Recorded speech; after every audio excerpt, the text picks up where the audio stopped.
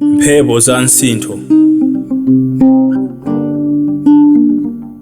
Kwatsikana onse amene tinakonda padzana, kwa amene tinkaona ngati zidzayenda, awo amene ankatinong'oneza kuti amatikonda, sadzatisiya adzatichengeta.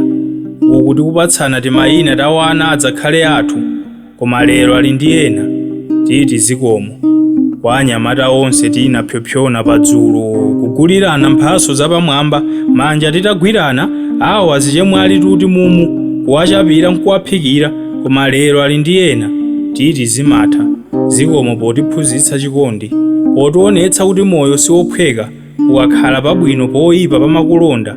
Mphepo za nsintho zikuwomba lero, sitidzakhalanso chimodzimodzi.